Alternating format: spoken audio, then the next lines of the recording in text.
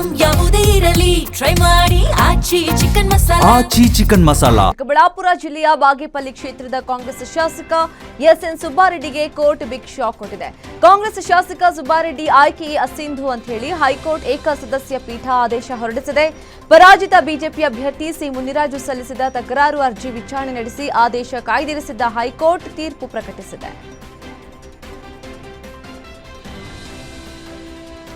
ಬಿಕ್ಲಶಿವ ಕೊಲೆ ಪ್ರಕರಣದಲ್ಲಿ ಬೈರತಿ ಬಸವರಾಜ್ ಸಂಬಂಧಿತ ತನಿಖೆ ಚುರುಕಾಗಿದೆ. ವೈಯಕ್ತಿಕ ಕಾರಣಕ್ಕಾಗಿ ಕೋರಿ ಬೈರತಿ ಬಸವರಾಜ್ ಕೋರ್ಟ್ಗೆ ಅರ್ಜಿ ಸಲ್ಲಿಸಿದ್ದಾರೆ.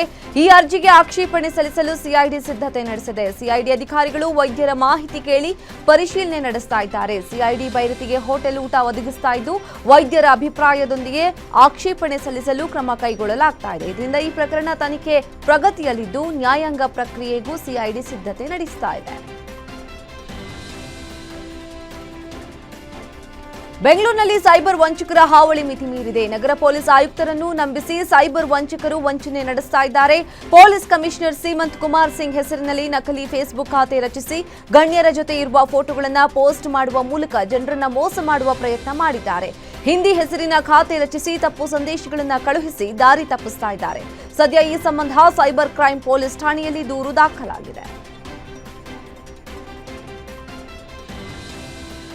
ಬಿಕ್ಲಶಿವ ಕೊಲೆ ಪ್ರಕರಣದಲ್ಲಿ ತನಿಖೆ ಚುರುಕುಗೊಳಿಸಲಾಗಿದೆ. ಸಿಐಡಿ ತಂಡ ಈಗ ಇನ್ನಿಬ್ಬರು ಪ್ರಮುಖ ಆರೋಪಿಗಳನ್ನು ವಶಕ್ಕೆ ಪಡೆಯಲು ಸಿದ್ಧತೆ ನಡೆಸ್ತಾ ಇದೆ. ಬಾಡಿ ವಾರೆಂಟ್ ಮೇಲೆ A1 ಜಗ್ಗನನ್ನ ವಶಕ್ಕೆ ಪಡೆಯಲು ಸಿದ್ಧತೆ ಮಾಡಿಕೊಂಡಿದ್ದು, ಜಗ್ಗನ ಜೊತೆಗೆ ನಿಕಟ ಸಂಪರ್ಕ ಹೊಂದಿದ್ದ ಬೈರತಿ ಬಸವರಾಜ್ ಈಗ ವಿಚಾರಣೆಗೆ ಒಳಪಡಿಸ್ತಾ ಇದ್ದಾರೆ. ಇದೇ ಸಂದರ್ಭದಲ್ಲಿ ಕೊಲೆಗೆ ನೇರ ಪಾತ್ರರಾಗಿದ್ದ A4 ಕಿರಣ್ ಕೂಡ ವಶಕ್ಕೆ ಪಡೆಯಲು ಸಿದ್ಧತೆ ನಡೀತಾ ಇದೆ. ಇನ್ನು ಮಾಲೂರಿನ ಟೇಕಲ್ ಸುಪಾರಿ ಗ್ಯಾಂಗ್ನ ಕರೆಸಿದ್ದ ಕೂಡ ಕಿರಣ್ ಎಂಬುದು ತನಿಖೆಯಲ್ಲಿ ಕಂಡು ಬಂದಿದೆ. ಈ ಹಿನ್ನೆಲೆಯಲ್ಲಿ ಕಿರಣ್ ಮತ್ತು ಜಗನನ್ನ ವಶಕ್ಕೆ ಪಡೆದು ವಿಚಾರಣೆ ಸಾಧ್ಯತೆ ಇದೆ. ಬೆಂಗಳೂರಿನಲ್ಲಿ ಪುಂಡರ ಹಾವಳಿ ಹೆಚ್ಚಾಗಿದ್ದು ಬಸವನಗುಡಿ ಫ್ಲೈ ಓವರ್ ಬಳಿ ಮತ್ತೆ ಬೈಕ್ ಸ್ಟಂಟ್ಗಳ ಹಾವಳಿ ಬೆಳಕಿಗೆ ಬಂದಿದೆ. ಕೆಲವು ಯುವಕರು ಖಾಲಿ ರಸ್ತೆ ಕಂಡು ಅಲ್ಲಿ ಸ್ಟಂಟ್ ಮಾಡ್ತಿದ್ದಾರೆ. ಹೆಲ್ಮೆಟ್ ಇಲ್ಲದೆ ಅಕ್ಕಪಕ್ಕದವರ ಚಿಂತೆ ಮಾಡದೆ ರ್ಯಾಶ್ ಡ್ರೈವಿಂಗ್ ಮಾಡ್ತಾ ಇದ್ದಾರೆ. ಹಲವಾರು ಬಾರಿ ಸಾಲು ಸಾಲು ಸ್ಟಂಟ್ಗಳು ನಡೆದರೂ ಸ್ಥಳೀಯ ಪೊಲೀಸರು ಯಾವುದೇ ಕ್ರಮ ಕೈಗೊಳ್ತಾ ಇಲ್ಲ ಅಂತ ಸಾರ್ವಜನಿಕರು ಆಕ್ರೋಶ ವ್ಯಕ್ತಪಡಿಸಿದ್ದಾರೆ. ಈ ಘಟನೆ ಬಸವನಗುಡಿ ಸಂಚಾರಿ ಪೊಲೀಸ್ ಠಾಣಾ ವ್ಯಾಪ್ತಿಯಲ್ಲಿ ಸಂಭವಿಸಿದೆ. ಬಸ್ ಮತ್ತು ಆಟೋ ಚಾಲಕರ ನಡುವೆ ನಡು ರಸ್ತೆಯಲ್ಲೇ ಬಡಿದಾಡಿಕೊಂಡಿದ್ದಾರೆ. ಹುಬ್ಬಳ್ಳಿಯ ನೂರಾಣಿ ರಸ್ತೆಯ ಆಶ್ರಯ ಲಾಡ್ಜ್ ಬಳಿ ಈ ಘಟನೆ ನಡೆದಿದೆ. ಎದುರು ಬದರಾಗಿ ಬಂದು ನಿಂತ ಎರಡು ವಾಹನಗಳ ನಡುವೆ ದಾರಿ ಬಿಡುವ ವಿಚಾರಕ್ಕೆ ಗಲಾಟೆ ಆರಂಭವಾಗಿದೆ. ಬಳಿಕ ಬಸ್ ಚಾಲಕ ಮತ್ತು ಆಟೋ ಚಾಲಕರ ನಡುವೆ ಮಾತಿನ ಚಕಮಕಿಯಿಂದ ಏಕಾಏಕಿ ಮಾರಾಮಾರಿ ನಡೆದಿದೆ. ಇಬ್ಬರು ಚಾಲಕರು ನಡು ರಸ್ತೆಯಲ್ಲೇ ಕೈ ಮಿಲಾಯಿಸಿದ್ದು ಪರಿಸ್ಥಿತಿ ಉದ್ವಿಗ್ನಗೊಂಡಿತ್ತು. ಗಲಾಟೆ ಬಿಡಿಸಲು ಸ್ಥಳೀಯರು ಹರಸಾಹಸ ಪಟ್ಟಿದ್ದಾರೆ. ಈ ಘಟನೆ ಹುಬ್ಬಳ್ಳಿ ಉಪನಗರ ಠಾಣಾ ವ್ಯಾಪ್ತಿಯಲ್ಲಿ ನಡೆದಿದ್ದು ಸಂಚಾರಿ ವ್ಯವಸ್ಥೆ ನೋಡಿಕೊಳ್ಳಬೇಕಾದ ಉತ್ತರ ಸಂಚಾರಿ ಪೊಲೀಸರು ಸ್ಥಳದಲ್ಲಿ ಕಾಣಿಸದಿದ್ದರಿಂದ ಕೆಲಕಾಲ ವಾಹನ ಸಂಚಾರಕ್ಕೆ ಅಡಚಣೆ ಉಂಟಾಯಿತು. ಶಿವರಾತ್ರಿ ಹಬ್ಬದ ನಂತರ ಪ್ರಯಾಣಿಕರಿಗೆ ಶಾಕ್ ನೀಡುವಂತೆ ಕೆಎಸ್ಆರ್ಟಿಸಿ ಲಗೇಜ್ ದರವನ್ನು ಪರಿಷ್ಕರಿಸಿದೆ. ಜನವರಿ 2025ರಲ್ಲಿ ಬಸ್ ಟಿಕೆಟ್ ದರ ಹೆಚ್ಚಿಸಿದ ಕೆಎಸ್ಆರ್ಟಿಸಿ ಇದೀಗ ಲಗೇಜ್ ದರವನ್ನು ಏರಿಸಿದೆ. 2021ರಲ್ಲಿ ಕೊನೆಯ ಬಾರಿ ಲಗೇಜ್ ದರ ಪರಿಷ್ಕರಣೆ ಮಾಡಲಾಗಿತ್ತು. ಡೀಸೆಲ್ ಬೆಲೆ, ಸಿಬ್ಬಂದಿ ವೇತನ ಹಾಗೂ ಇತರ ಕಾರ್ಯಾಚರಣಾ ವೆಚ್ಚಗಳ ಏರಿಕೆಯನ್ನು ಸರಿದೂಗಿಸಲು ಈ ತೀರ್ಮಾನ ಕೈಗೊಳ್ಳಲಾಗಿದೆ.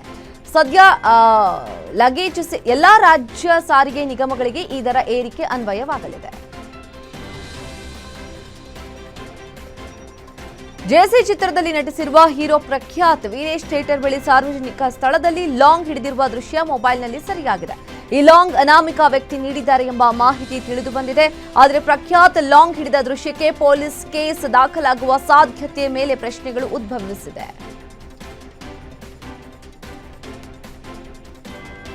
ಇಂದು ನಟ ದರ್ಶನ್ಗೆ 49ನೇ ವರ್ಷದ ಹುಟ್ಟುಹಬ್ಬ. ಆದರೆ ಕೊಲೆ ಕೇಸ್ನಲ್ಲಿ ಜೈಲು ಸೇರಿರೋ ದರ್ಶನ್ಗೆ ಈ ಬಾರಿ ಹುಟ್ಟುಹಬ್ಬದ ಸಂಭ್ರಮ ಇಲ್ಲ. ಡಿ ಬಾಸ್ ಅನುಪಸ್ಥಿತಿಯಲ್ಲಿ ಅಭಿಮಾನಿಗಳು ಬರ್ತ್ಡೇ ಆಚರಿಸಿದ್ದಾರೆ. ಈ ಮಧ್ಯೆ ಜೈಲಿನಲ್ಲಿರೋ ಅಪ್ಪನಿಗೆ ಬರ್ತ್ಡೇ ವಿಶ್ ಮಾಡಿ ಮಗ ವಿನೀಶ್ ಇನ್ಸ್ಟಾಗ್ರಾಂನಲ್ಲಿ ವಿಡಿಯೋ ಪೋಸ್ಟ್ ಮಾಡಿದ್ದಾನೆ. ಅಪ್ಪನ ಜೊತೆಗಿನ ಫೋಟೋ ಹಂಚಿಕೊಂಡು happy birthday papa, I love you, I miss you ಅಂತ ವಿನೀಶ್ ಪೋಸ್ಟ್ ಹಾಕಿದ್ದಾನೆ. ಜೈಲಿನಲ್ಲಿರುವ ಅಪ್ಪನಿಗಾಗಿ ವಿಡಿಯೋ ಪೋಸ್ಟ್ ಮಾಡಿ ಹುಟ್ಟುಹಬ್ಬಕ್ಕೆ ವಿಶ್ ಮಾಡಿದ್ದಾರೆ. ಇನ್ನು ಇದೇ ಸಂದರ್ಭದಲ್ಲಿ ದರ್ಶನ್ಗೆ ಪತ್ನಿ ವಿಜಯಲಕ್ಷ್ಮಿ ಕೂಡ ಬರ್ತ್ಡೇ ವಿಶ್ ಮಾಡಿ ಇನ್ಸ್ಟಾಗ್ರಾಂನಲ್ಲಿ ಫೋಟೋ ಹಂಚಿಕೊಂಡಿದ್ದಾರೆ.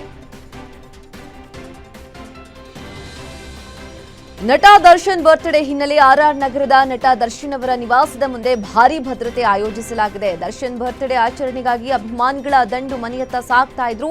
ಪೊಲೀಸರು ಸೆಲೆಬ್ರೇಷನ್ಗೆ ಬ್ರೇಕ್ ಹಾಕಿದ್ರು. ಅಭಿಮಾನಿಗಳು ನಮ್ಮ ಬಾಸ್ ಯಾರು, ಚಾಲೆಂಜಿಂಗ್ ಸ್ಟಾರ್ ಅಂತ ಘೋಷಣೆ ಕೂಗಿದ್ದಾರೆ. ದರ್ಶನ್ ನಿವಾಸದ ಎದುರು ಬ್ಯಾರಿಕೇಡ್ ಹಾಕಿ ಭದ್ರತೆಗಾಗಿ ಪೊಲೀಸ್ ಬಿಗಿ ವ್ಯವಸ್ಥೆ ನಡೆಸಿದ್ದಾರೆ.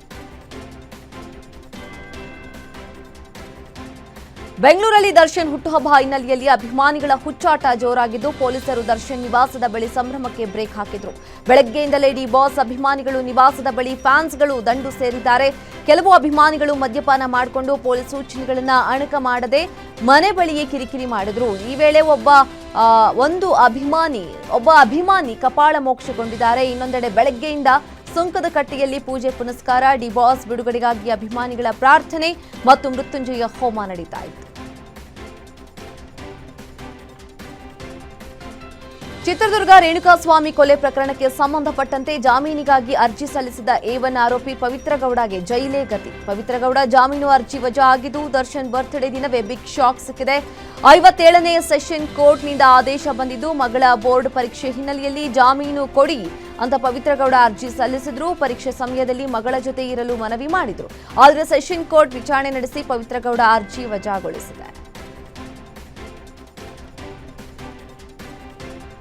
ಬೆಂಗಳೂರು ಮಹದೇವಪುರದ ಕಿತ್ತಗನೂರು ಹಳೆಹಳ್ಳಿ ರಸ್ತೆಯಲ್ಲಿ ಭೀಕರ ಅಪಘಾತ ಸಂಭವಿಸಿದೆ. ದಂಪತಿ ಮತ್ತು 2 ವರ್ಷದ ಮಗು ಕುಳಿತಿರುವ ಬೈಕ್ಗೆ ಹಿಂದಿನಿಂದ ಕಾರು ಡಿಕ್ಕಿ ಹೊಡೆದ ಪರಿಣಾಮ ಮಗು ಕೆಳಗೆ ಬಿದ್ದು ಕಾರು ಮೇಲೆ ಹರಿದಿದೆ. ತಾಯಿ ತಂದೆ ಎದುರೇ ಕಣ್ಣು ಮುಚ್ಚಿದೆ. 2 ವರ್ಷದ ಮಗು ಸ್ಥಳದಲ್ಲೇ ಮೃತಪಟ್ಟಿದೆ. ಕಳೆದ 6 ತಿಂಗಳಿನಿಂದ ರಸ್ತೆಯ ದುರಸ್ತಿ ಕಾಮಗಾರಿ ನಡೀತಾ ಇದ್ದು ಸಾರ್ವಜನಿಕರು ಹಲವು ಬಾರಿ ದೂರು ಕೊಟ್ಟರು ಸಹ ಅಧಿಕಾರಿಗಳು ಮಾತ್ರ ಡೋಂಟ್ ಕೇರ್. ಇನ್ನು ಸ್ಥಳೀಯರು ರಸ್ತೆ ಸರಿಪಡಿಸಲು ಪ್ರತಿಭಟನೆ ನಡೆಸಿದ್ದಾರೆ ಮತ್ತು ಇನ್ನೊಂದು ಅಮಾಯಕ ಜೀವ ಹಾಳಾಗದಂತೆ ತಕ್ಷಣ ಎಚ್ಚೆತ್ತುಕೊಳ್ಬೇಕು ಅಂತ ಹೇಳಿ ಅಧಿಕಾರಿಗಳಿಗೆ ಮನವಿ ಮಾಡಿಕೊಂಡಿದ್ದಾರೆ.